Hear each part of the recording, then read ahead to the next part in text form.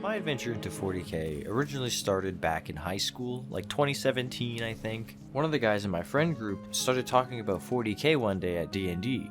And so I started doing some of my own research, and I ended up on the Drukhari page of the Warhammer Wikipedia.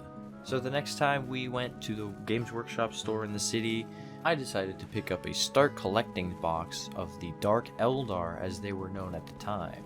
So these are my first models. I didn't really understand like list building and like making sure that your guys have the proper weapons for their loadouts and stuff, and I definitely did not know how to paint.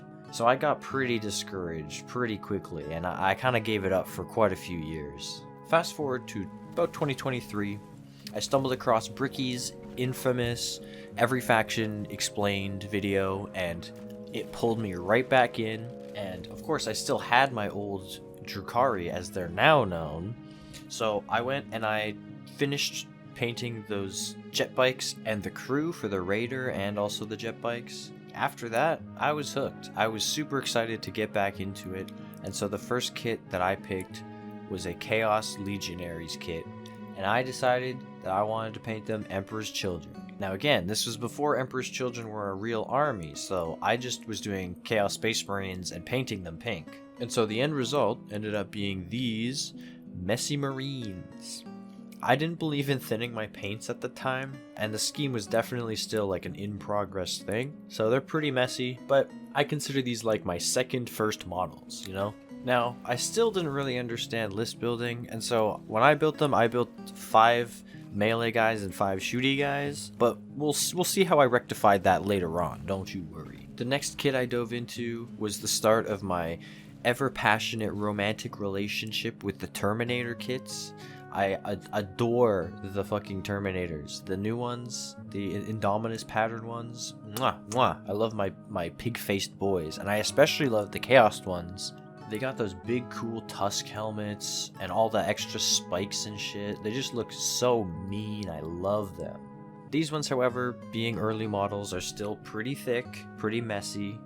Lots of mistakes that I didn't bother to clean up. I was just happy to have models, you know? Now the next thing that I jumped into was the Venom Crawler and Obliterators kit. And that was a ton of fun. I love the Venom Crawler. The way it looks is so cool. And the Obliterators are just super imposing. I love them. Again, still haven't learned how to thin my paints properly, but we'll get there. After that, I really wanted to try my hand at some characters, so I went ahead and I got a Chaos Warlord in Terminator armor and a Chaos Sorcerer. And honestly, I really like the Sorcerer. He's still a little messy here and there. I didn't go back and fix all of the mistakes like I should have, but I still like him. The Warlord in Terminator armor is... he's alright. Not my favorite, but you know, still early days. So next up, I really wanted to get that Emperor's Children flare in my army, so I bought another kit of Legionaries, and I had found the Noise Marine upgrade sprue, and so I bought that along with it and made some Noise Marines. Unfortunately, they don't have rules anymore, so I had to break off the Noise Marine guns so that I could actually use them as normal Legionaries again, but I did the same thing of making 5 melee guys and 5 shooty guys, so that I just combined the melee guys into one unit and the shooty guys into a different unit, so then 10 of 10. After that, I needed a bit of a break from Chaos, and so on a whim I kind of decided to buy the Sisters of Battle Combat Patrol. They were really fun, don't get me wrong. I initially kind of wanted them because I had also got the Army Painter Speed Paint like starter set, and I really wanted to test them out, but like my current scheme didn't really work with speed paints anyway, so I think they look great. I really like my Sisters of Battle. Aside from the faces, don't look too close at the faces. I was not good at faces. There's a big reason why most of my Space Marines have helmets. And then the Rhino, I loved painting that Rhino. I love that Rhino. I think that is one of my better models. I think it's sick. I love the Rhino. Then I had to come back and keep working on my Chaos Army, so I decided to get a Warp Smith. Very, you know, simple and easy, but he looks really nice. I actually finally learned how to smooth paints. Then I started work on some Chaos Raptors. I kind of wanted to mix the scheme up a little bit. I was getting bored with the mostly pink, so I wanted these guys to be a lot more black and have like a cool like stripey, camo-y weird pattern on their backpack. I don't know. I do think they turned out pretty good though. I do like them. And then I got Paragon Warsuits. I was going really into the Sisters of Battle thing, and I kind of wanted them to be a second army, so I got Paragon Warsuits. I like these models. They're really fun to paint, but I'm not a fan of how monopose they are. Like, you can't really do much posing. I had to do a lot of finagling to get the one sergeant character to be stepping forward like she is. And I'm also not good at doing the, like, traditional gradient power sword, so I decided to just do the lightning power swords that are on like Space Hulk art and stuff.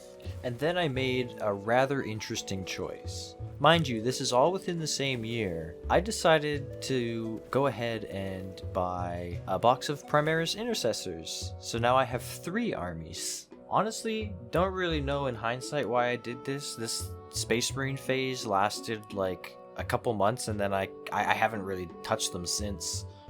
I guess I just really wanted to do salamanders. I tried to go for like a metallic green armor, but I gave up for the rest of the scheme. I still think they look good, and it definitely helped me up some of my painting skills later on, as you'll see. But yeah, if anyone wants slightly mismatched salamanders, I got you. Also, I tried to do these cool lava bases, and I think they look pretty sick. Following that little loyalist pit stop, I did grab myself a Chaos Predator. I tried to do a cool camo pattern on it, but honestly, I'm not 100% on it. I don't really know what isn't working with it, so if you know, let me know. And then I went back and I got some Sternguard veterans for my salamanders. This one was the first kit that I tried to do like some manual highlighting and stuff, and obviously it's pretty rough in some of them, but you can kind of see the evolution of it in that unit alone. I also did my first bit of like real freehanding on that banner with the flames. They're pretty good, I'd say. Definitely could do better, but for a first time, pretty good. Also, Beaky Boy. I love the Beaky Boy helmet. I am a Beaky Boy fan.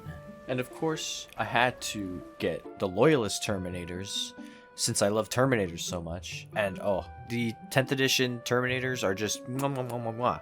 I absolutely love that kit, and I put a lot of effort into those guys. I think they're some of the best ones that I've done.